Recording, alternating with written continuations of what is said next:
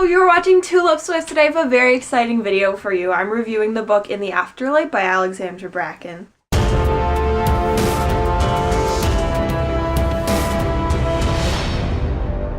This is the third book in the Darkest Minds trilogy. I have a book talk on the first two books, so I thought I have to do a third one to finish my little series. I gave this book 5 stars. It was absolutely brilliant, perfect, flawless, did everything I wanted it to do and more. Heartbreaking, beautiful, romantic, tragic, you know, the works. Totally read it. Okay, story time first. I have such bad luck with book talks for Alex Bracken.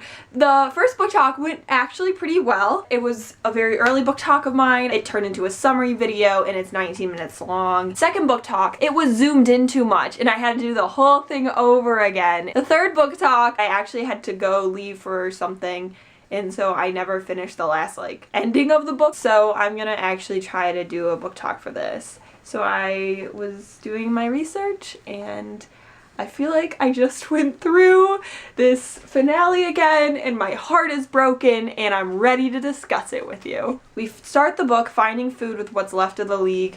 We're with Cole, everything's Gucci. The whole gang's here, but we don't have Zoo. The KLZH, I'm like, okay, what's the significance? And then Ruby's like, oh, the Z's for Zoo, let's just go in there. And I'm like, no way. And then she's there and I'm like, of course. We at the ranch. Liam is like, girl, I don't forgive you for violating my mind and taking all of my memories. And she's like, I see your side of it, but I don't feel bad. He can't even forgive her because she doesn't even feel bad. She's not gonna say sorry for it. Forget Liam. Apologize to me, Ruby. It hurt me when you took his memories. Okay, but Liam and Ruby in the pantry, A+.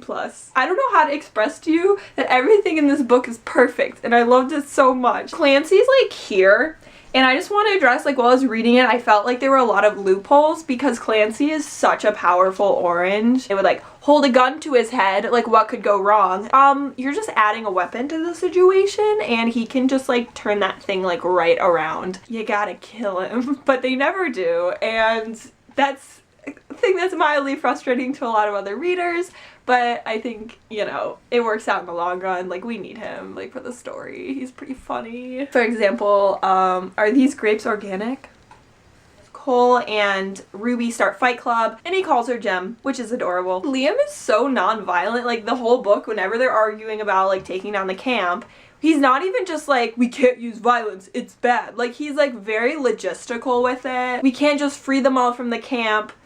They have nowhere to go. We have to, educate the public, educate their parents. Not only is violence not a good thing at every dystopian novel, it's not gonna solve all their problems. And Liam is just such an advocate for this and I love it because I never see this in books. My boy, and I just really agree with him. Okay, Liam's just gone one day. Remember that? Ruby's oh no, whatever, that's too bad, I hope he's okay. Cole's who is he? What is he doing? Who does he think he is? So they legit fight. They're fighting. Oh, we had this younger sister, Claire. She died. And I'm what the hell? Ruby doesn't know about this and we're finding out. Alright, remember when Liam comes back? Oh yeah, during the midst of all this chaos, I picked us up some condoms and I hate YA. Oh my god, how many times has this happened? We gotta promote safe sex, but the whole government's falling down. Also, where are the priorities? Why are we dyeing Zoo's hair pink?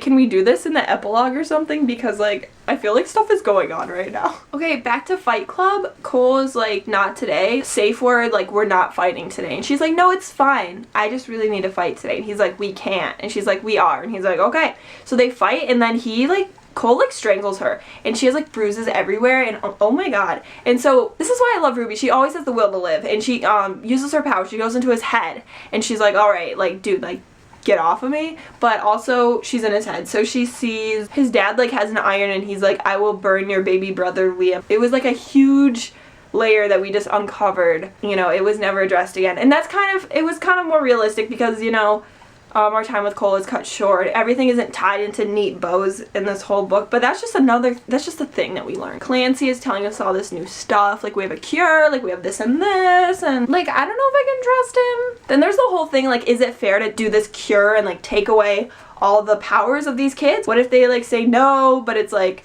it's a danger to everyone, like Clancy, you don't want him to have powers. So I'm kind of on Clancy's side with that. That sounds really bad, but just like the non-consensual like digging into your brain, just like, it's a turn off. Ruby is like, yo Nico, by the way, about you being gay, and I'm like, what? Because this happened in City of Bones when I found out Alec was gay. I was like, I had no idea. Like, my gaydar sucks, like especially in literature.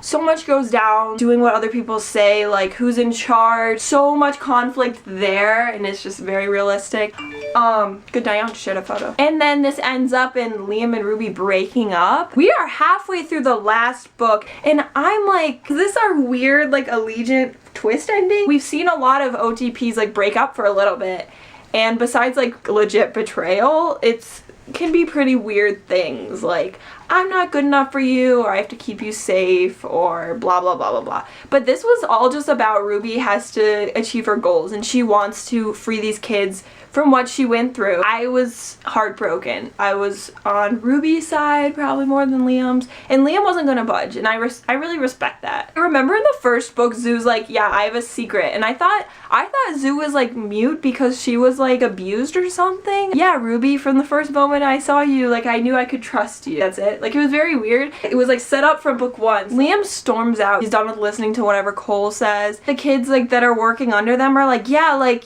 you guys have not asked our opinion on anything, and we've just kind of been doing what you said. Cole tells Liam that he's a red. Ruby, you knew? And she's like, LOL, yeah. Like, oh my god, that's just another thing that she was keeping from Liam, the love of her life. That was what made them like start talking to each other and apologize. The OTP's back together. They're making out. That's fun. We run into Chubbs and Vita. I knew they'd be together. I kind of was hoping Vita would be a lesbian. Liam and Ruby have the sexy sex. Do you want to build some shelves? So that was all a really good moment before things turned to shit. We get a call. Vita's crying and she says Stuart is dead. Ruby doesn't know which Stuart, so she goes on the computer and she wants to look and see, but Chubbs comes in and he's like, Ruby, I won't let you do it. You can't look. And she's like, no, I can tell them apart. And that was heartbreaking when Chubbs is trying to protect her and she doesn't know which one's dead. I step away from the book, I'm like, okay, who do I want to be dead? Well, obviously neither one, but I was like hoping it was Cole. I don't know who's it gonna be. And it was Cole, and I cried. I cried really hard. That was really sad. Clancy, meanwhile, has been like using Ruby's and using her mind. Something was gonna come up with Clancy because it wasn't like he was just gonna like sit tight. So it was just a matter of time till we found out. Lillian is like Clancy's mom and she shoots him. She knows who she's dealing with, so that was kind of interesting. Just want to talk about the ending. Clancy, we erase his memories, right? I don't know, can we forgive him? Like, is he a new person? It's really hard to go through the whole ending. Everyone's okay, but we don't have Cole. I'm so glad Vita's like a main character in the story because, you know, we didn't get her until the second book, and usually those like second book characters like die or leave or aren't that important, but Vita's like just as important as like Chubbs and Zoo and Ruby, and they're like all first book characters. So there's just so much story, so much baggage and pain. The last few chapters is really hard. Like when Ruby's like, I have to walk out of here.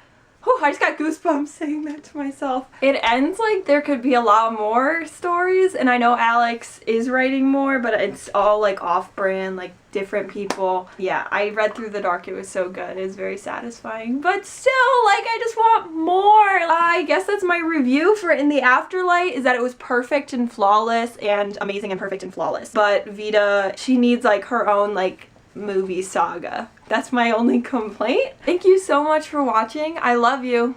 Bye bye.